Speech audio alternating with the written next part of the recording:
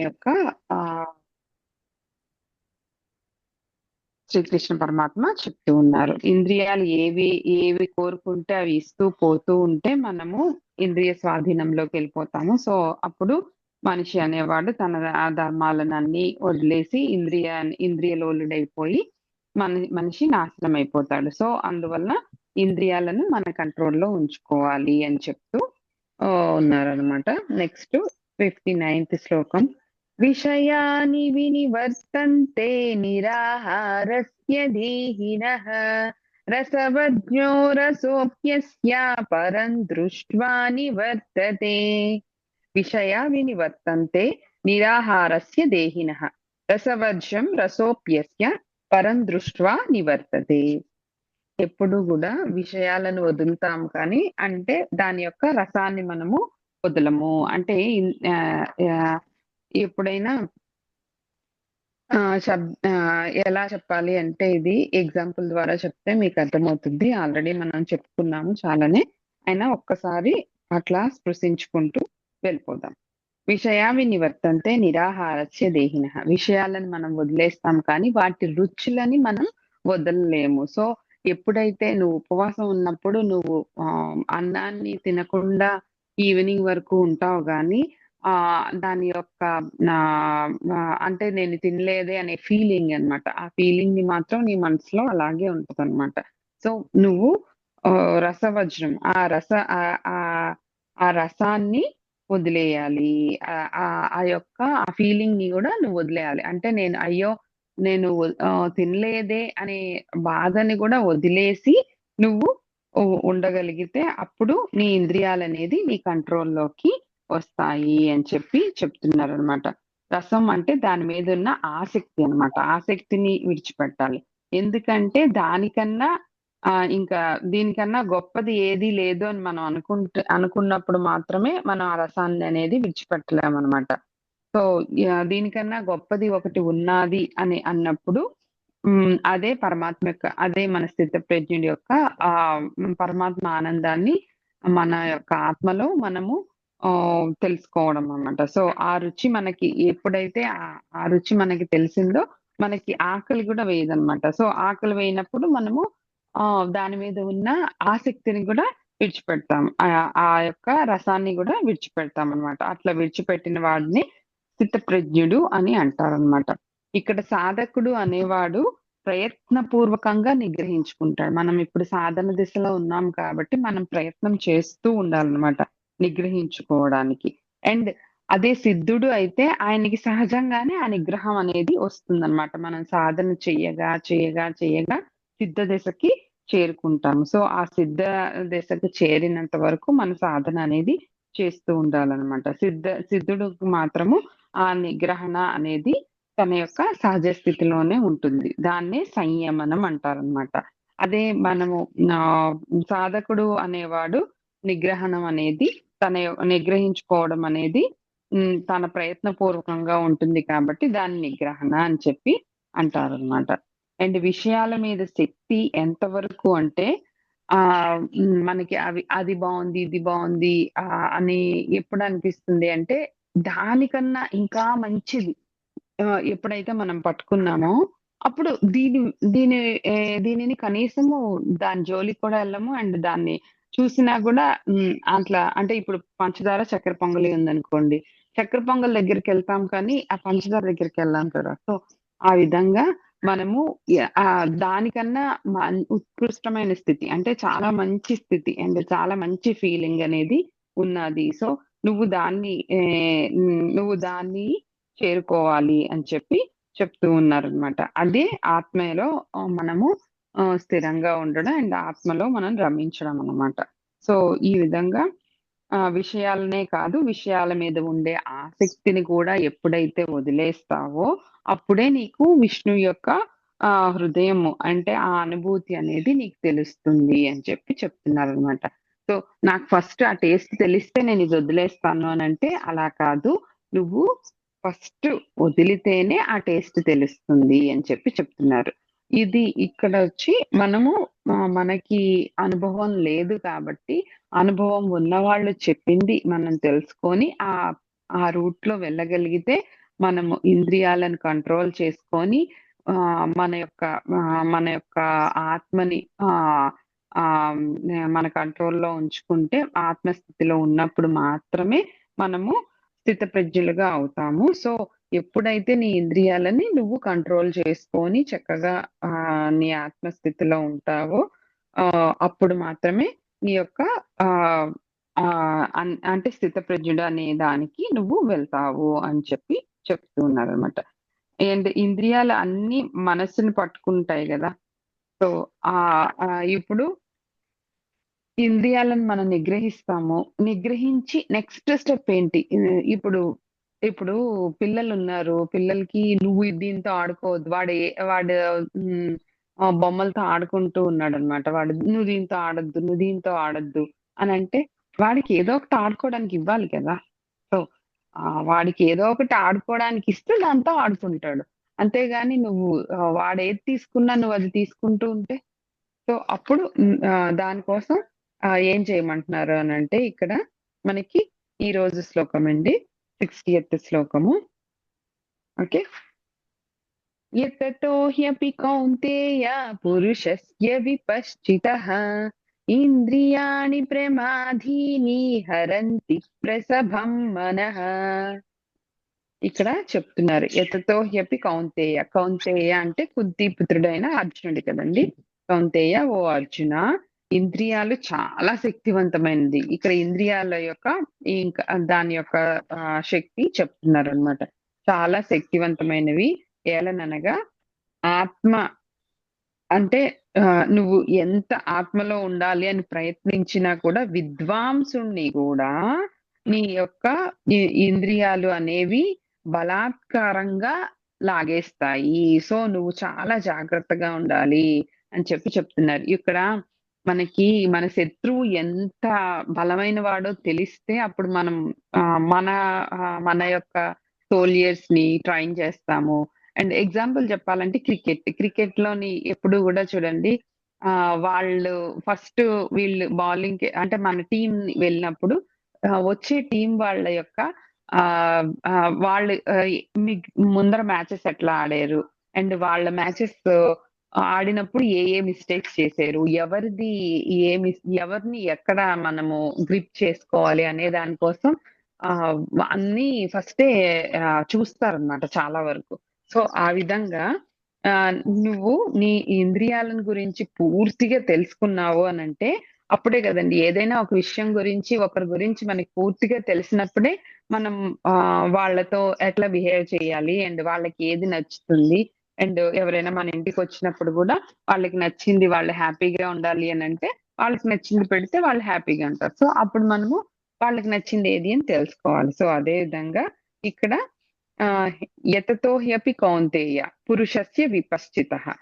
ఈ ఇంద్రియాలు అనేవి చాలా బలవంతమైనది. విపశ్చితః అని చెప్పడంలో చాలా ఇంద్రియాల యొక్క బలం గురించి చెప్తున్నాడనమాట. విద్వాంసుడినైనా కూడా ఇంద్రియాలు హరించేస్తాయి, లాగేస్తాయి. సో, ఈ ఇంద్రియాలనేది చాలా జాగ్రత్తగా ఉండాలి. ఇంకా విద్వాంసుడినే లాగేసినప్పుడు సామాన్య మానవుల గురించి మరి మనం చెప్పనవసరం లేదు. సో, అలాంటి ఇంద్రియ నిగ్రహానికి నువ్వు ప్రయత్నించినప్పుడు నువ్వు చాలా జాగ్రత్తగా ఉండాలి అని చెప్తూ, ఇక్కడ మనకి ఒక స్టోరీ ఉందండి. ఏ ఇక్కడ జరిగిన స్టోరీ గాదు. కానీ మనకి చెప్తారనమాట. వ్యాస భగవానుడు అండ్ జైమిని. ఇదే ఈ స్టోరీ జరిగింది కాదంట. కానీ మామూలుగా చెప్తారు. అండ్ దాంట్లో గూడా రాసుందనమాట. బలవాన్ ఇంద్రియ గ్రామో విద్వాంసమపి కర్షతి. ఇక్కడ వ్యాస భగవానుడు, జైమిని మాట్లాడుకుంటున్నప్పుడు ఆహ్, వ్యాస భగవానుడొచ్చి ఇలా రాసారంట. బలవాన్ ఇంద్రియ గ్రామో విద్వాంసమపి కర్షతి. అంటే చాలా బలవంతమైనవి ఇంద్రియాలు విద్వాంసుడిని సహితం లాగేస్తాయి అని చెప్పి చెప్తారనమాట. చాలా బలవంతమైనది అని చెప్తే వ్యాస భగవానుడు ఆహ్, చెప్తే జైమిని ఏమో లేదు లేదు విద్వాంసుడిని ఎలా లాగుతాయి? విద్వాంసుడికి అన్నీ తెలుసు కదా! సో, ఆయన్ని లాగేదానికి ఛాన్స్ లేదు అని చెప్తారనమాట. ఓకే. అయితే బలవాన్ ఇంద్రియ గ్రామో విద్వాంస నాపకర్ష్యతి. అంటే నాప అంటే లాగలేవు అని చెప్పి రాసేయమంటావా అని అడిగితే, "ఆ! రాసేయండి, రాసేయండి. విద్వాంసుని ఎట్లా లాగుతాయి" అని చెప్పి చెప్తారనమాట. సో, అలా అని ఆ శ్లోకాన్ని ఫినిష్ చేసి వెళ్ళిపోతారంట. వెళ్ళిపోతే అప్పుడు ఆ రోజు రాత్రి చాలా పెద్ద వర్షం పడుతదంట. సో, ఈ జైమిని ఉన్న ఆహ్, ఆహ్, ఆ కుటీరంలోకి ఇంక చాలా పెద్ద వర్షం పడితే ఇంకా ఒక ఆవిడ ఎవరో ఆహ్, ఇంకా బాగా వర్షం పడుతుంది ఆహ్, గురువుగారు. సో, ఇక్కడ ఉండొచ్చా? కొంచెం వర్షం తగ్గినంత వరకు అని చెప్పి అడుగుతారంట. అడిగితే అప్పుడు సరే ఆ రూమ్‌లో పక్క రూమ్‌లో ఉండు అని చెప్పి చెప్తారంట. సో, అలా చెప్తారు. సో, ఆవిడ ఆ పక్క రూమ్‌లో ఉంటారనమాట. కానీ ఆవిడని ఆ పక్క రూమ్‌లో ఉంచారు కానీ జైమినికి అసల నిద్ర పట్టట్లేదంట. ఇంకా అన్నీ అన్నీ మనసంతా అల్లకల్లోలం అయిపోతుందంట. ఇంకా ఏమేమో జరుగుతా ఉందంట. సో, అలా కాదు అని చెప్పి ఆ రూమ్‌లోకి వెళ్తారంట. రూమ్‌లోకి వెళ్తే ఇంకా వ్యాస భగవానుడు ఉంటారనమాట. అంటే అప్పుడు వ్యాస భగవానుడిని చూసిన వెంటనే జైమిని చాలా ఆశ్చర్యపోతాడనమాట. సో, ఆయన ఇంద్రియాలు ఆయన కంట్రోల్‌లో తప్పోయాడనమాట. సో, ఈయన విద్వాంసుడు జైమిని అనే ఆయన విద్వాంసుడు గదా! సో, విద్వాంసుడు అంటే చదువుతారు, చెప్తారు. వాళ్ళని విద్వాంసులు అంటారన్నమాట. సిద్ధుడు అంటే ప్రయత్నపూర్వకంగా అనుభవించి చేసే వాళ్ళని సిద్ధుడు అంటారన్నమాట. సో, ఆ విధంగా విద్వాంసుల్ని గూడా అంటే ఉన్నది ఉన్నట్టు బుక్‌లో ఏదుందో అది ఉన్నది ఉన్నట్టు అంత చక్కగా పాండిత్యం ఉన్న విద్వాంసుడిని గూడా ఇంద్రియాలు లోబడిపోయాయి. అంటే ఆయన ఎందుకు ఆ రూమ్‌లోకెళ్లారు? ఆయన ఒక క్షణం ఆయన లోబడిపోయారనమాట. సో, ఆ విధంగా అప్పుడు ఇంకా మన వ్యాస భగవానునికి నమస్కారం పెట్టి ఇప్పుడు రాయొచ్చా నేనైతే బలవాన్ ఇంద్రియగ్రామో విద్వాంసం అపి కర్ష్యతి అని చెప్పి అంటే, "ఆ! రాయండి మహాప్రభో నాకు ఈ విధంగా మీరు తెలియజేశారు. చాలా సంతోషం" అని చెప్పి చెప్తారనమాట. సో, అంటే అంత విద్వాంసుడిని గూడా లాగేస్తాయి అన్నప్పుడు ఇంకా సామాన్య మానవుల గురించి, మనల గురించి ఇంకా చెప్పనవసరం లేదు. సో, అవి అంత గట్టిగా ఉంటాయి. సో, నువ్వు నీ జాగ్రత్తలో ఉండు అని చెప్పి చెప్తున్నారనమాట. అదే విధంగా ఈ ఈ విషయాలను అండ్ ఎవరో ఏదో మాట్లాడుతున్నారు.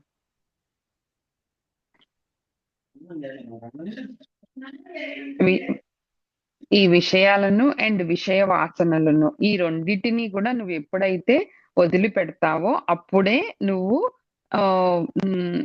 ఆత్మస్థితిలో ఉండగలుగుతావు అని చెప్పి చెప్తున్నారనమాట. ఈ శ్లోకం విద్వాంసుల యొక్క మనస్సును అండ్ ఇంద్రియాలను బలాత్కారంగా లాగేస్తుంది. సో, నువ్వు అలా బలంగా లాగేస్తది. సో, నేను కంట్రోల్ చేసుకోలేను అని చెప్పి నువ్వు అధైర్యపడిపోవాల్సిన అవసరం లేదనమాట. సో, నీకు వాళ్ళ బలం తెలిసింది గాబట్టి, నువ్వు నీ బలాన్ని సమకూర్చుకో. ఓకే. అండ్ ఇక్కడ నీ బలమేంటి? ఇంద్రియాలను బలాత్కారంగా లాగేస్తుంది గాబట్టి, నీ బలమేమిటి? సమధమములు అని చెప్పి చెప్తారనమాట. అది సాధన సంపత్తి వలన వస్తుంది. అండ్ మనస్సు, బుద్ధి నీ కంట్రోల్‌లో ఉంటే, ఇంద్రియాలనేది నీ కంట్రోల్‌లో ఉంటాయి. సో, మనస్సు, బుద్ధిని నీ కంట్రోల్‌లో ఉంచుకొని, నీ శత్రువులతో పోరాడగలిగినటువంటి ఒక ఆహ్, స్థితిని నువ్వు ఆహ్, క చేరుకోవాలి అని చెప్తూ ఉన్నారనమాట. ఇక్కడ విపశ్చితః అంటే పాండిత్యం ఉన్నవారిని ఇంద్రియాలను ఎప్పుడూ ఆహ్, వే ఆహ్, పాండిత్యం ఒక్కటే సరిపోదనమాట. సిద్ధుడవ్వాలి. పాండిత్యం ఉంటే ఆళ్ళని వేధిస్తుందనమాట. అనుభవ జ్ఞానం ఉన్న వాళ్ళని మాత్రమే ఇది స్పృశించకుండా ఉంటదనమాట. సో, పాండిత్యం ఒక్కటే సరిపోదు. నీకు అనుభవ జ్ఞానం కూడా ఉండాలి. అంటే నువ్వు దాని గురించి తెలుసుకున్నాక దాన్ని ప్రాక్టీస్ చేయాలి అని చెప్పి చెప్తున్నారనమాట. ఇంతవరకు శత్రువుల యొక్క బలం ఎలాంటిదో మనకు తెలియనందువలన మనము కొంచెం సర్లే కానీలే అన్నట్టు ఉన్నాము. సో, వాళ్ళ బలం తెలిసింది గాబట్టి, ఇక మీదట నువ్వు చాలా ఆహ్, అటెంటివ్‌గా ఉండాలి అన్నట్టు ఇక్కడ మనకి చెప్తూ ఉన్నారనమాట. సో, ఆ విధంగా మనకి 60థ్ శ్లోకము చెప్తూ ఉన్నారు. ఆహ్ ఎవరైనా దీనికి ఏదైనా యాడ్ చేస్తారండి?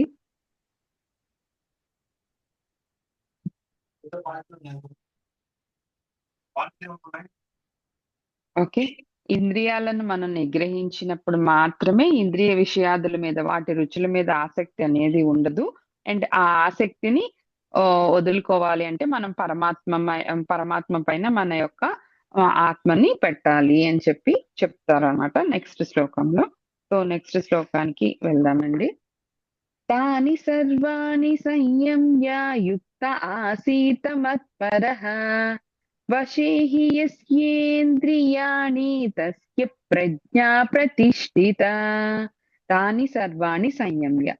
ఇక్కడ ఏం చెప్తున్నారు అంటే, సర్వాణి అంటే ఇప్పుడు మీకు ఆల్రెడీ నేను చెప్పినట్లే ఒక్క ఇంద్రియాన్ని కూడా నువ్వు వదిలేసిన, సర్వాణి అంటే ఒక్కటి, కనీసం ఒక్కటైనా వదిలేసిన, అన్ని నువ్వు నిగ్రహించుకోవాలి. ఇప్పుడు మనము ఇల్లు అంతా లాక్ చేసి ఒక్క సైడ్ డోర్ వదిలేస్తే ఆ సైడ్ డోర్ లోంచి కూడా దొంగ వెళ్ళే ఛాన్సెస్ ఉంది.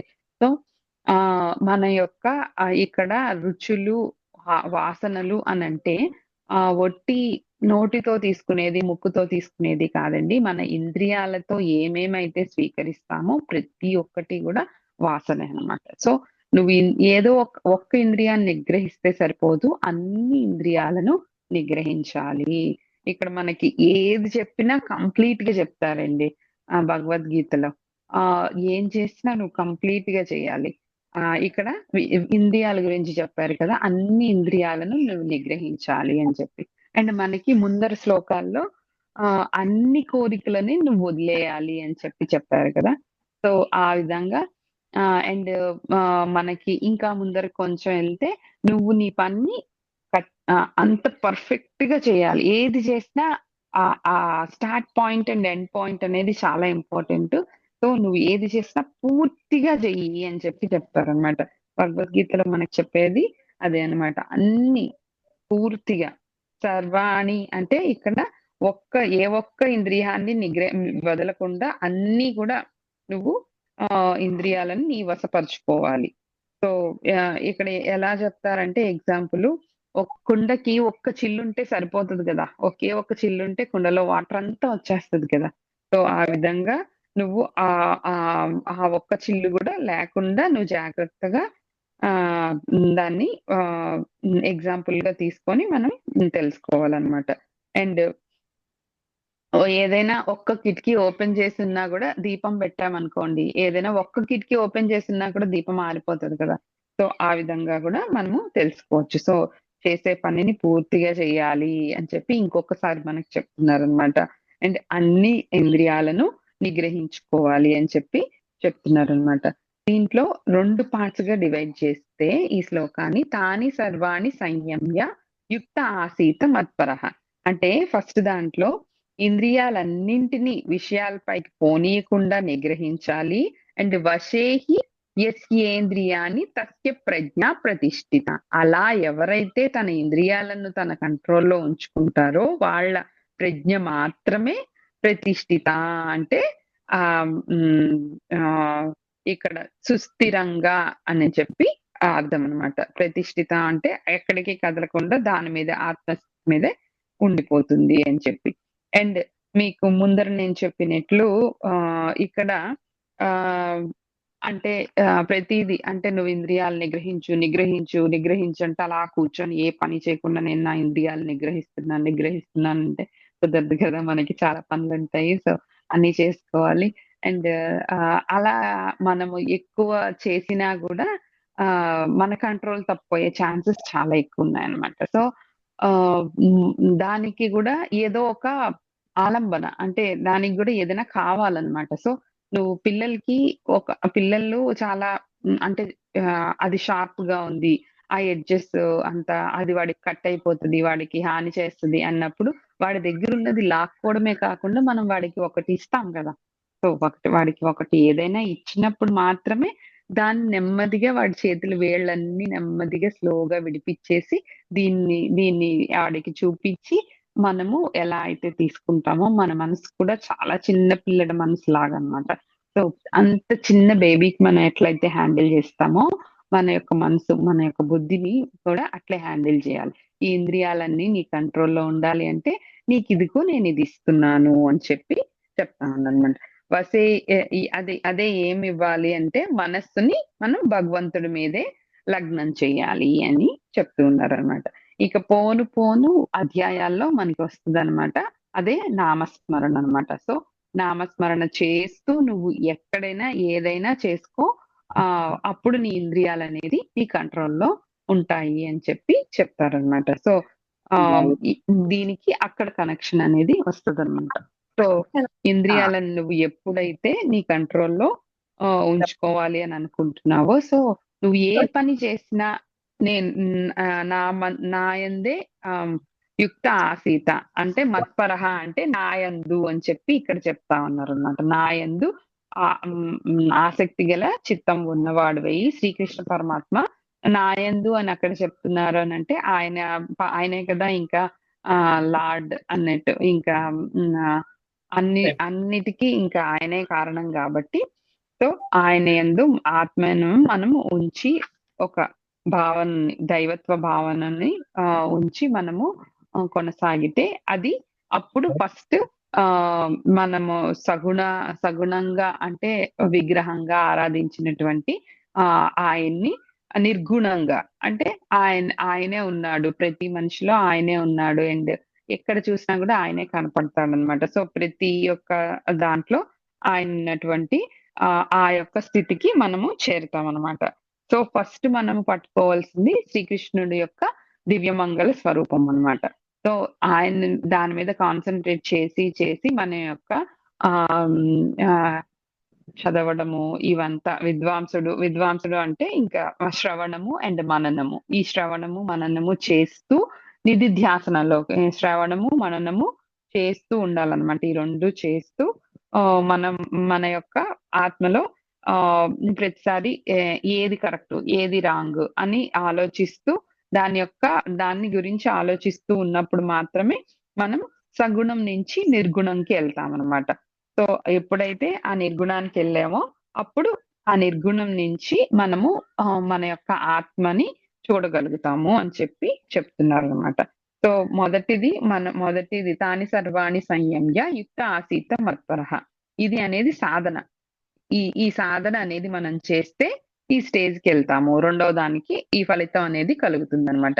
వసేహి యస్యేంద్రియాణి తస్య ప్రజ్ఞ ప్రతిష్ఠిత. నా యందు మాత్రమే నీ ప్రజ్ఞ అనేది నిలబడిపోతుంది అని చెప్పి చెప్తూ ఉన్నారనమాట. సో, ఆ విధంగా మనము ఏ మన ఇంద్రియాలనన్నీ మన దగ్గర ఉంచుకొని మనము ఆయన మీద భారమేసి అంటే ఫస్ట్ మనం చేయాల్సిందొచ్చి ఇంద్రియ నిగ్రహణ అన్నమాట. సో, ఇది సాయిబాబా చరిత్రలోనో ఎక్కడో చెప్తారు కదండీ! 2 అడుగులు నేను వేస్తే దేవుడు 10 అడుగులు వేస్తాడు అని చెప్పి. సో, ఆ 2 అడుగులు కూడా తీసేసి 8 అడుగులు ఫస్ట్ మీరేసుకొనొచ్చేయండి తర్వాత నేనొస్తానంటే కుదరదు. ఫస్ట్ వేయాల్సిన 2 అడుగులు మనమే వేయాలి. సో, ఆ విధంగా ఫస్ట్ మనమైతే ఎప్పుడైతే మన ఆహ్, ఇంద్రియాలను నిగ్రహించుకుంటామో, ఈ ఇంద్రియాలను గురించి ఇక్కడ మనకి ఎంత చక్కగా చెప్పారు జూడండి. ఇన్ని శ్లోకాల్లో ఇంద్రియాలను గురించి చెప్పడంలో మనము అర్థం చేసుకోవాలనమాట. మన ఇంద్రియాలు మన కంట్రోల్‌లో ఉంటాయా? ఉండవా? ఎందుకు ఇంత స్ట్రెస్ చేసి చెప్తున్నారు? అండ్ ఒక్క సిట్యుయేషన్‌లో అయినా నేను కంట్రోల్‌లో చేసుకుంటాను అన్నట్టు మనం నెమ్మదిగా స్టార్ట్ చేస్తే గనక మనకి దాని యొక్క బలం ఏంటి అని కూడా తెలుస్తుంది. మనం ఇంతవరకు ప్రయత్నం గూడా చేయలేదు. సో, ఇప్పుడు మనము ప్రయత్నం అనేది చేయాలి. ప్రయత్నం అనేది స్టార్ట్ చేయాలి అని మనకి ఈ శ్లోకాల ద్వారా తెలుస్తుందనమాట. సో, ఎవరైనా ఏమైనా యాడ్ చేస్తారా అండి?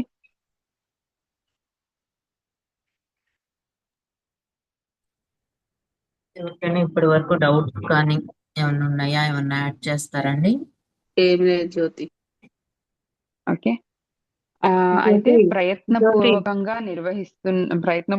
జ్యోతి మనం 1 ఎప్పుడైతే సెకండ్. చేస్తామో అటు ఇటు ఫ్లో- చెదిరిపోతూ ఉన్న జ్యోతి, ఇంద్రియాలను ఆసీత అంటే కూర్చోపెట్టి ఫ్లోలో వెళ్ళిపోతారు. నాయందు పరుడవై మేడం నన్నే జ్యోతి. లక్ష్యంగా చేసుకొని నీ జీవితానికి పరమార్థ లక్ష్యం చెప్పనివ్వండి ఏంటో సుకన్య, తెలుసుకో. చెప్పనివ్వండి.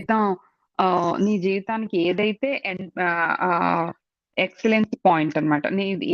ఏదైతే నీ జీవితానికి పరమార్థమో తెలుసుకున్నప్పుడు మాత్రమే ఇంద్రియాలు నిగ్రహణ చేయగలవు. అదే నేను కూర్చొని చేస్తాను అంటే అది నిగ్రహణ అనేది అవ్వదన్నమాట. సో, హ్మ్. ఇప్పుడు మనం తెలుసుకోవాల్సింది ఏమి అనంటే ఆయన ఆయనే అందరిలోని ఉన్న ఆత్మగా ఉన్నారు. సో, ప్రత్యేక ఆత్మగా ఆయనే ఉన్నారు అనేది విషయాన్ని మనం తెలుసుకొని, ఇంద్రియాల కంటే గొప్పది మనసు కాబట్టి దానికి సో, ఇంద్రియాల కన్నా గొప్పదొచ్చి మనసు. మనసు కంటే గొప్పదొచ్చి బుద్ధి అన్నమాట. బుద్ధి కంటే గొప్పది కృష్ణుడు. అంటే నేనే మత్పరః అని చెప్పారు గదా! సో, నేనే అని చెప్పి సో, ఆయన మీద మన యొక్క ఈ కాన్ ఈ ఈ దాన్ని కాన్సంట్రేట్ జేసి మనం చేయగలిగితే మనము సక్సెస్ సాధిస్తామనమాట. సో, ఆయన కంటే వేరే ఏది లేదు అని చెప్పి చెప్తున్నారనమాట. ఇక్కడ యతతః అంటే ప్రయత్నం అనమాట. విపశ్చితః అంటే నిగ్రహించుకోవడం అన్నమాట. అండ్ వివేకంగా విచారణ చేయాలి మనం. విచారణ చేస్తూ దాన్ని ఆలోచన చేస్తూ దాన్ని నిగ్రహించాలి. అండ్ మత్పరః అంటే మన యొక్క గమ్యాన్ని చేరుకుంటాం. ఎప్పుడు అయితే మనము ఇవన్నీ చేస్తామో మనము అప్పుడే గమ్యాన్ని అనేది చేరుకుంటామనమాట. దీనికి ఎగ్జాంపుల్ ఏం చెప్తారనంటే ఇప్పుడు ఒకరు అలా ఒకడు ఉదయాన్నే బయలుదేరి పశ్చిమ దిశగా బయలుదేరుతున్నారంటండి. సో, బయలుదేరుతున్నప్పుడు ఆయన నీడ ముందర పడింది. నా నీడ నాకన్నా ముందరెళ్ళిపోవడం ఏంటి? నేను గదా ముందరెళ్ళాలి అని చెప్పి చాలా వాడు ఇరిటేట్ అయ్యాడంట. అంటే నేను ఫస్ట్ ఎళ్ళాలి. సో, నా నీడ ఎళ్ళడం ఏంటి అన్నట్టు. సో, నా నీడ ఎళ్ళకూడదు అని చెప్పి ఆ నీడ మీద నీళ్ళేసాడు. అండ్ నీళ్ళకి ఆ నీడ మీద గొయ్యి తీసాడు. అయినా కూడా వెళ్ళిపోతా ఉంది. ఇంకా వాడు ఏమేం చేయాలో అన్ని రకాలు చేశాడనమాట. సో, అయినా గూడా వెళ్తానే ఉందనమాట. తనకన్నా ముందర తన నీడెళ్తుంది. కానీ తనకది నచ్చలేదు. సో, అప్పుడు ఒక్కసారి తను సూర్యుడి వైపు తిరిగాడనమాట. సో, తన నీడ వెనక్కెళ్ళిపోయింది. సో, ఆ విధంగా నువ్వు నీ నీ యొక్క ఇంద్రియాలని నా వైపు తిప్పు. నా వైపు తిప్పితే అప్పుడు నువ్వు నీ గమ్యానికి చాలా సుమూఢంగా వెళ్ళిపోగలవు అని చెప్పి మనకి ఈ ఎగ్జాంపుల్‌గా దాన్ని గూడా చెప్తారనమాట. సో, ఇంద్రియా ఎప్పుడైతే ఇంద్రియాలను వెనక్కి తీసుకొని ప్రధాన గమ్యంగా మన యొక్క గమ్యం అనేది ఆయనే అనమాట. ఇంకా ఈ చిన్న చిన్నవన్నీ కాదు. నాకు ఇది కావాలి, అది కావాలి కాకుండా నువ్వే నాకు కావాలి అన్నట్టు మనం ఎప్పుడైతే వెళ్తామో సో, అప్పుడు మాత్రమే మనం ఆయన్ని పొందగలము అని చెప్పి చెప్తారనమాట. విషయాలు దగ్గర లేకపోతేనే నేను హాయిగా ఉంటాను అని అంటే ఇక్కడి నుంచి నేను బయటికెళ్ళిపోతే నేను హ్యాపీగా ఉంటాను. అది ఉండడం వల్లనే కదా నేను అనుభవిస్తున్నాను అని అనుకున్నామనంటే అలా కాదు. మనకి ఆ ఏచ్ఛ అంటే ఆ థాట్ అన్నమాట. ఆ థాట్ ఉండడం వల్ల మనం ఇది ఇక్కడ ఆహ్, వదలలేకపోతున్నాం. సో, నువ్వు నువ్వు నీ పనులను చేస్తూనే ఎప్పుడైతే నువ్వు ఇది కూడా ఆయన ప్రసాదంగా భావించి చేస్తావో, అప్పుడు నీకు లోలన అనేది ఉండదనమాట. అంటే ఇది కావాలి, అది కావాలి అని చెప్పి. ఇక్కడ ఇంకొక ఎగ్జాంపుల్ గూడా చెప్తారండి. కృష్ణుడు ఉద్ధవుడిని పంపిస్తాడంట. ఈ వీళ్ళున్నారు కదా! ఆహ్ చెలికత్ చెలికత్తెలు కాదు. ఆహ్, గోపికలు. గోపికలు కోసమని ఉద్ధవుడు అంటే కృష్ణుడు వెళ్ళిపోతాడు గదండీ! సో, కంసుడి సంహారం అయిపోయిన తర్వాత కృష్ణుడికి ఆహ్, ఇంకా ఆ రాజ్యమంతా ఇచ్చేసి పట్టాభిషేకం జరుగుతది గదా! సో, అక్కడే ఉండాల్సొస్తదనమాట. సో, ఇక్కడ గోపికలందరూ ఏమైపోయారు అని చెప్పి ఉద్ధవుడిని పంపిస్తాడంట. సో, ఉద్ధవుడిని పంపించినప్పుడు నా సమాచారం తెలుపు. నేను చాలా చక్కగా ఉన్నాను. సో, త్వరలోనే వస్తాను అని చెప్పి గోపికలందరికీ చెప్పు అని చెప్పి ఉద్ధవుడిని కృష్ణుడు పంపిస్తాడట. పంపిస్తే అక్కడ ఉద్ధవుడు చూస్తాడంట ప్రతి ఒక్కరు గోపికలందరూ గూడా ఒక అలారం లేకుండానే ఆ టైంకి లేసేస్తారంట. టైంకి లేసేసి వాళ్ళ కార్యక్రమాలన్నీ చూసుకొని వాళ్ళ పనులు అన్నీ చేసుకుంటూ ఓహ్! అంటే ఇప్పుడు పాలు చిలకడం గాని, వెన్నని తీయడం గాని, పెట్టడం గాని అన్నీ గూడా కృష్ణ గోవింద, కృష్ణ గోవింద అని అనుకుంటూ చేస్తూ ఉంటారంట. అండ్ ఈవెన్ అక్కడ పాలు, పెరుగు అమ్మడానికి వీధుల్లో వెళ్ళినప్పుడు గూడా కృష్ణ గోవింద, కృష్ణ పెరుగు అన్నట్టు అట్లా గోవింద పాలు అన్నట్టు అట్లా అట్లా వాళ్ళు వాళ్ళ లైఫ్‌ని లీడ్ చేస్తున్నారంట. సో, ఏంటిది అని ఉద్ధవుడు చాలా ఆశ్చర్యపోతాడనమాట. అంటే వాళ్ళు చేసే పనులను చేస్తూనే ఆయన యొక్క నామస్మరణ చేస్తూ ఉన్నారనమాట. సో, ఆ విధంగా ఎప్పుడైతే పూర్తిగా ఇంకా వాళ్ళు అంటే ఇది నేను చెయ్యాలి, ఈ పనిలో ఉన్నాను, సో తర్వాత చేస్తాను అని కాకుండా మనం చేసే పనిని చేస్తూనే మనం ఎప్పుడైతే ఆయన నామస్మరణలో గాని, ఆయన యొక్క థాట్స్‌లో గాని ఉంటామో అప్పుడు మాత్రమే మనం ఇంద్రియ నిగ్రహణ అనేది మనకు ఈజీగా హ్యాండిల్ చేయగలము. సో, నీ మనస్సుని నా యందే మత్పరః అనేది ఇక్కడ చాలా ఇంపార్టెంట్ అండి. సో, ఆ విధంగా నువ్వు చేస్తే స్థితప్రజ్ఞుడిగా నువ్వు ఉంటావు అని చెప్పి చెప్తూ ఉన్నారనమాట. సో, ఇన్ని శ్లోకాలు మనకి స్థితప్రజ్ఞుడి గురించి చెప్తూ ఉన్నారు కదా! ఇప్పుడు ఎలా ఉంటే బాగుపడతావు అనేది చెప్పారు. సో, ఇప్పుడు ఎలా ఉంటే నువ్వు చెడిపోతావు అనేది గూడా మనకి చెప్తున్నారనమాట. నెక్స్ట్ 60-63 వచ్చి మనకి ఈ 2 శ్లోకాలు నువ్వు ఎలా ఉంటే చెడిపోతావు. ఇన్ గత ప్రజ్ఞుడు అని చెప్పి చెప్తారనమాట. అంటే మనకి మామూలుగా పిల్లలకి గూడా చూడండి నువ్వు ఇది చేస్తే నీకు ఫస్ట్ ర్యాంక్ వస్తదిరా, నువ్వు ఇలా చదవాలి, ఇది చదివితే ఇది చేయొచ్చు అని చెప్తూ ఉంటాం. ఒకసారి కోపం వచ్చిందనుకోండి, నువ్వు ఇట్లా అయిపోతావు, నువ్వు ఇలా చదవకపోతే ఇలా అవుతావు అని కూడా చెప్తూ ఉంటాం గదా! సో, ఆ విధంగా అది గూడా తెలిస్తే అప్పుడు ఇంకా ఎంత పర్ఫెక్ట్‌గా మనము చదవాలి అండ్ పైకెళ్ళాలి అనేది గూడా తెలుస్తది కదా! సో, ఆ విధంగా నువ్వు ఎలా పడిపోతావు, గత ప్రజ్ఞుడు అంటారండి. సో, గత ప్రజ్ఞుడు ఎలా ఉంటాడు అనేది మనకి ఇక్కడ శ్లోకాలు చెప్తూ ఉన్నారనమాట. సో, గత ప్రజ్ఞుడి యొక్క శ్లోకాలను గురించి కూడా మనము ఒక 4 శ్లోకాలుంటాయి. సో, ఇవి గూడా అయిపోయిన తర్వాత ఇవి గూడా మనం తెలుసుకుందాం. సో, ఎవరైనా ఏదైనా యాడ్ చేస్తారా అండి? సార్ ఎళ్ళిపోయారా సార్? జ్యోతి మ్యామ్ ఇంద్రియ నిగ్రహం గురించి చెప్పారు. వేళ మధ్యలో క్లాస్ వేణి గారు మీరు మ్యూట్‌లో ఉన్నారా? లేదా తెలియలేదు. వాయిస్ అయితే వినపడట్లేదండి. మాట్లాడుతున్నారు. ఏం వినపడలే. లేదు, తను అన్మ్యూట్ లోనే ఒకటి ఉన్నారు అన్మ్యూట్ జ్యోతి. చేసి మాట్లాడండి. తను అన్మ్యూట్ లోనే ఉండమ్మా జ్యోతి. వేణి గారు చెప్పండి. నా వాయిస్ వినపడుతుందా అండి ఇంతకి? వినిపిస్తుందిరా, వినిపిస్తుంది. హలో. మా వాయిస్ వినిపించట్లేదా నీకు? హలో. సుకన్య, మన వాయిస్ తనకి వినిపించట్లేదు. ఓకే. చూస్తున్నాను. ఏదైనా ఎవరైనా యాడ్ చేస్తారా మేడం? జ్యోతి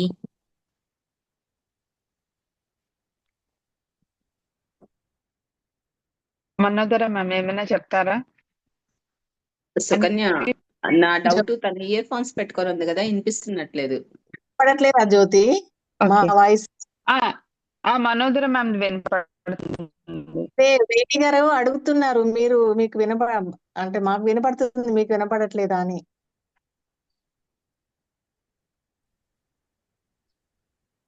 ఏమంటారండి? వేణి గారు క్వశ్చన్ అడుగుతున్నారు, మీకు వినపడట్లేదు, మరి ఏంటో చూడండి అంటున్నాను. మాకు వినపడుతుంది.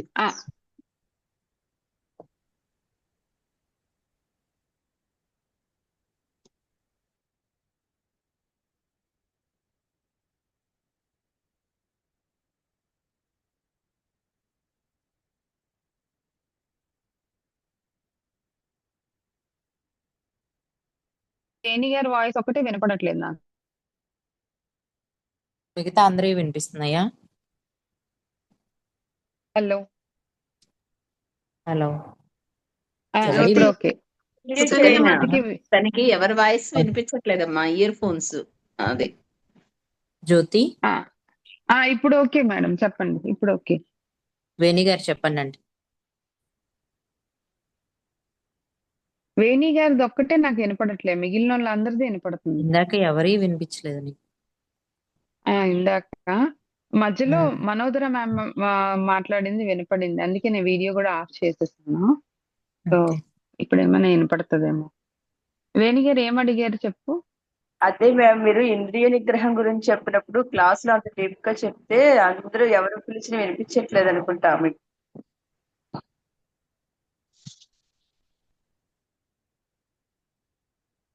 సుకన్య మ్యామ్ వేణి గారు మీరు మాట్లాడేది నాకు ఇప్పుడు వినపడుతుంది. ఇంద్రియ నిగ్రహణం గురించి చెప్పినప్పుడు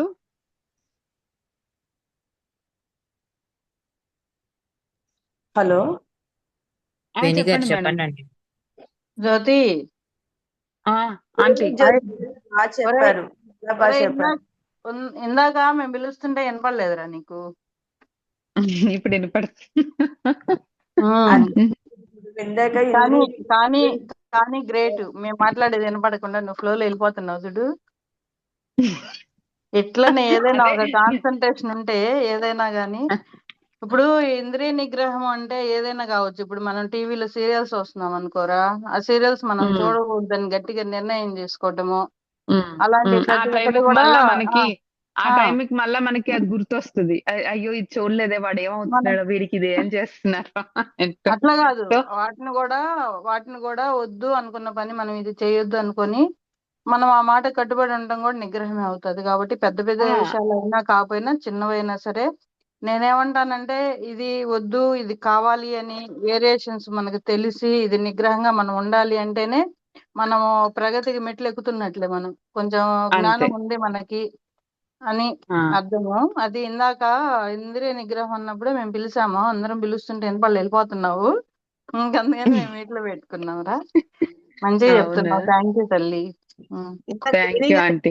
అక్కడ మీరు చెప్పిందంతా కరెక్టే ఆంటీ. అక్కడ ఏం చేయాలి అని అంటే, ఇప్పుడు మనం చూడకూడదు చూడకూడదు అన్నప్పుడు మన మనసు అట్టే వెళ్తుంది. అదే రసోప్యస్య అంటే దాని మీద ఆసక్తి అనేది మనం వదలలేదు. దాన్ని చూడకుండా వదిలేసాము, కానీ దాని మీద ఆసక్తి వదలలేదు. సో ఆ ఆసక్తి పోవాలంటే ఏం చేయాలి అంటే, మీరు ఆ టైంని ఇంకా బిజీ చేయాలి. ఆ టైంలో మీరు ఇంకేదైనా వర్క్ పెట్టుకోవాలన్నమాట. నేను ఈ టైంలో ఈ వర్కే చేస్తాను అని చెప్పి. సో నీకో మాట తెలుసా అట్లా మీరు మన నిర్ణయం అనేది దృఢంగా ఉంటే ఆలోచనలు మళ్ళీ అటు పోవు. వద్దు అనుకున్నాం కదా, అట్లాంటప్పుడు ఎందుకు? ఇప్పుడు హెల్త్ బాగాలేదు, ఫలానివి తినకూడదని చెప్పారు, అవి మనకు ఆరోగ్యం బాగలేదు, అవి తినకూడదు, ఇంకెంత తింటే ఇది అవుతుంది, ఎందుకు ఆలోచించొద్దు అని మనసుకు మనం చెప్పుకుంటాము. ఇప్పుడు మనం వాటి మీదే మళ్ళీ ధ్యాస పెట్టుకున్నాం అనుకో, అది నిగ్రహం ఎట్ట అవుద్ది, ఇంకా ఆలోచనలు అట్లా అవుతున్నట్టే అవుతాయి. అదే ఆ రసాన్ని కూడా విడిచిపెట్టాలి. ఆ ఒట్టి ఆ ఒక్క దాన్నే కూడా ప్రతి సిచ్యువేషన్ లో అంత అన్నమాట. మీరు ఇప్పుడు చెప్పినట్టు వదిలేసింది మళ్ళా తలుచుకోకూడదు అనమాట. తలుచుకొని చెప్తే ఇప్పుడు ఒక గురువు గారి దగ్గరికి ఒక ఆయన వచ్చి నేను అహంకారాన్ని విడిచిపెట్టేశానండి అని చెప్పి చెప్తాడంట. నువ్వు ఇలా చెప్పడం కూడా ఒక అహంకారమైన ఆయన అని చెప్పి చెప్తాడనమాట గురువు.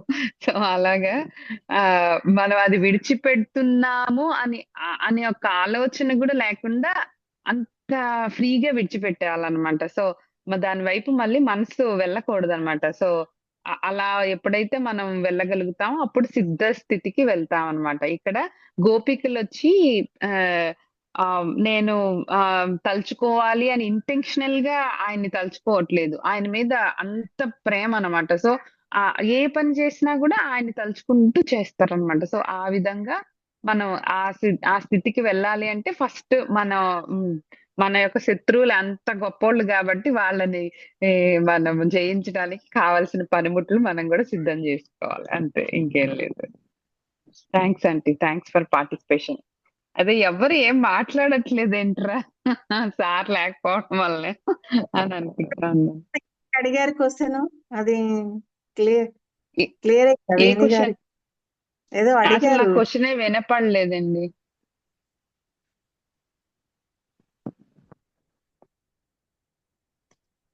చెప్పండి మ్యామ్, మీరేనా, పర్వాలేదు. అదే నాకు కూడా క్లారిటీ రాలేదని మళ్ళీ అడుగుతున్నాను క్వశ్చన్. వేణి గారు వేణి గారు క్లారిటీ వచ్చింది మేము. అరుణ మేడం నేనేం అడగాలి అది అడిగేశారు,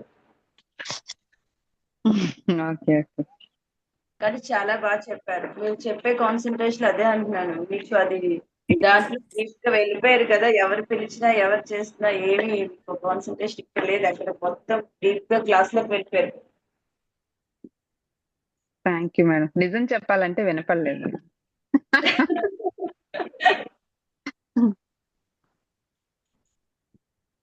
మేము అలా అనుకోలేదులే, నువ్వు పూర్తిగా నిమగ్నం అయిపోయి ఉంటావు, ఇంద్రియ నిగ్రహాన్ని చేసేసి చెవులను కూడా వినిపించినంత నిగ్రహంలో ఉన్నారేమో. ఆ స్టేజ్ కి వెళ్ళాలంటే చాలా టైం లలిత ప్రకృతి కూడా సహకరించినట్టుగా సిస్టమ్ కూడా ఆమెకి సహకరించింది చూడు. లేదు, నేను అవును, అనుకున్నా అవును. తనకి ఇయర్ ఫోన్స్ పెట్టుకున్నందువల్ల వినిపించట్లేదేమో అని నేను అనుకున్నాను. ఏదైతే ఏమైంది, ఫ్లో వెళ్ళిపోయింది కదా. ఫ్లో వెళ్ళిపోయింది వెళ్ళిపోవటం చక్కగా, అవ్వాలి. బాగుంది Jyothi. Thank you aunty, thank you very much. ఇంకెవరికైనా డౌట్స్ అయితే ఉన్నాయా అండి? ఇది చాలా ఈజీ కదా, చేసేద్దాంలే ఏముందిలే అని అనుకుంటే మాత్రం అంత ఈజీ కాదు. సో దాని మీద ఏదున్నా నువ్వు ఏ పని చేసినా అట్లా చిన్న చిన్న పనులతో మనం కనుక స్టార్ట్ చేస్తే చాలా మంచిగా ప్రాక్టీస్ అనేది చేయాలన్నమాట. సో చదవడం వినడం వరకే కాదు, ప్రాక్టీస్ లోకి ఎప్పుడైతే వస్తుందో అప్పుడే మనకి ఏదైనా కొంచెమైనా ప్రయోజనం. అంతే. చాలా So, విషయాలు next. అనుభవం పూర్వకంగా వస్తాయి మేడం. మనం ఎక్స్పీరియన్స్ Mm. పొంది వస్తాయి ఆ ఈ విషయంలో కాన్సన్ట్రేషన్ ఒక దాని మీద ఉండడం, వేరే దాని మీద అవగేషన్ పెట్టకుండా ఉండడం. ఆ ఏజ్ ని బట్టి మన ఇంట్లో ఉన్న అంటే చెప్తారు కదా, మన చుట్టూ ఉన్న వాళ్ళు కూడా చెప్తారు కదా. ఇప్పుడు మా ఇంట్లో ఉందనుకోండి, ఎందుకు దాని మీద ఎక్కువ పెట్టుకుంటూ అలా ఉండకూడదు. మనం చెప్తున్న దాన్ని బట్టి కూడా పిల్లల్లో కూడా వచ్చేస్తుంది ఆ అవగేషన్, అది దీని మీద ఇలాగే ఉండాలి. చుట్టూ ఉన్న వాతావరణాన్ని బట్టి కూడా మనం అది క్రియేట్ చేసుకోవచ్చు. మన పద్ధతులు కూడా ఇప్పుడు ఇంకొక విషయం చెప్పాలి అని అంటే మన పద్ధతులు అంటే నాకు కంట్రోల్ దేని మీద అవసరం లేదు, నేను నాకు ఇష్టం వచ్చినట్టు ఉంటాను అంటే వాడిని స్థితి ప్రజ్ఞుడు అంటారు అనమాట, వాడిని గత ప్రజ్ఞుడు అంటారు అనమాట. సో వాడికి దేని మీద కంట్రోల్ లేదు. ఒక పద్ధతులు అనేది ఒక బోర్డర్స్ అనేది ఉండాలి ప్రతి దానికి అనమాట. నేను నాకు నచ్చినప్పుడు లేస్తాను, నేను నాకు నచ్చినప్పుడు తింటాను, నేను నాకు నచ్చినప్పుడు టీవీ చూస్తాను. అట్లంతా ఉంటే వాడు ఏ స్టేజ్కి వెళ్తాడు అనేది మనకి ఇంకా నెక్స్ట్ లో చెప్తారనమాట. సో చాలా బాగుంటుందండి ఇది కూడా. చాలా విడివిడిగా ఒకే ఒక్క సిచ్యువేషన్ తీసుకుంటే దాన్ని ఇన్ని భాగాలుగా విడగొట్టి చెప్తారు. 60 to 63 వీలైతే ఈ యొక్క 18 శ్లోకాలు కొంచెం చదివేదానికి ప్రాక్టీస్ చేసేదానికి చూడండి, చాలా బాగుంటాయి మేడం. తప్పకుండా. Thank you madam. అయితే సుకన్య ప్రస్తుతానికి ఈ రోజుకైతే ఇంతవరకే. ఇంక మామూలుగా సార్ వస్తారు కదా, సార్ వస్తే మనకి ఇదే టైం సరిపోదు, దీంట్లోనే ఒకటి వదిలేస్తాను. సో అందుకోసం నేను ఇంతవరకే చేశాను. రికార్డింగ్ ఏదైనా స్టాప్ చేసేయమని చెప్తారా? రికార్డింగ్ ఎవరికి చెప్పలేదు కదా, లలిత చెప్పారు సార్. రికార్డింగ్ సార్ వచ్చారు ఆల్రెడీ. ఆపేయచ్చు ఒక్క నిమిషం రికార్డింగ్ సార్, ఒక్క నిమిషం. ఎండింగ్ ప్రేయర్ లలిత చెప్తారా మీరు? ఎండింగ్ ప్రేయర్ చెప్పేసారు. జస్ట్ ఒక్క నిమిషమే జ్యోతి. అంటే మనం ఇంద్రియాలు నిగ్రహ చేయాలి ఎలాగా అని అనుకుంటున్నాం. అంటే ఇందాక ఆంటీ చెప్పారు అన్న, అంటే స్ట్రాంగ్ డెసిషన్ తీసుకున్నప్పుడు ఆటోమేటిక్ గా కంట్రోల్ గానే ఉంటాం అన్నట్టు. యాజ్ మన బాడీకి మనమే యజమాని, అంటే క్షేత్రజ్ఞుడు అని అనుకుంటున్నాం కదండి. నిజంగా స్ట్రాంగ్ డెసిషన్ తీసుకున్నప్పుడు మన ఆలోచన కూడా ఏదైతే టెంప్టేషన్స్ ఉంటున్నాయో, అది ఫుడ్ అయినా, డైలీ రెగ్యులర్ యాక్టివిటీస్ అయినా, ఇంకేదైనా ఇష్టమైన థింగ్స్ అయినా సరే, దాని మీద దృష్టి అంటే యజమాని చెప్పినప్పుడు మన కింద ఎవరైతే మన హ్యాండ్ ఓవర్ లో ఉంటారో వాళ్ళందరూ యజమాని ఏది చెప్తే అది స్ట్రిక్ట్ రూల్ అంటే స్ట్రిక్ట్ గానే ఉంటారు. వాళ్ళు ఇంకా దృష్టి కూడా పెట్టరంట, వాళ్ళ వర్క్ షెడ్యూల్ వాళ్ళు బిజీ అయిపోతారు రికార్డింగ్. అయిపోయింది, ఒక నిమిషం సార్, అయిపోయింది, హాఫ్ మినిట్ అని. అలా అనమాట. మనము కూడా తీసుకున్న నిర్ణయం స్ట్రాంగ్ గా ఉన్నప్పుడు అసలు అటు వైపు వేరే వైపు కూడా మనది వెళ్ళదన్నమాట ఆలోచన. ఏదైతే మనకి ఫుల్ ఫోకస్ పెట్టాలని అనుకుంటున్నామో, అంటే భగవంతుని ముందు మన ఇంద్రియాలు మొత్తం అర్పించమని అంటాం కదండి, గురువు పాద నమస్కారం చేస్తున్నప్పుడు. అలా అనమాట, భగవంతునికి నేను నీకు సైన్ అప్ చేశానని అంటే కనుక మన ఇంద్రియాలు కూడా అదే కంట్రోల్ ఇదాన్ని ఫాలో అవుతాయి, డెసిషన్ తీసుకుని మనకు అనుగుణంగానే అవి కూడా మూవ్ అవుతాయి. Thank you. యోగేశం సచ్చిదానందం వాసుదేవం వ్రజప్రియం ధర్మ సంస్థాపకం వీరం కృష్ణం వందే జగద్గురుం. కృష్ణం వందే జగద్గురుం. సర్వం శ్రీకృష్ణార్పణమస్తు.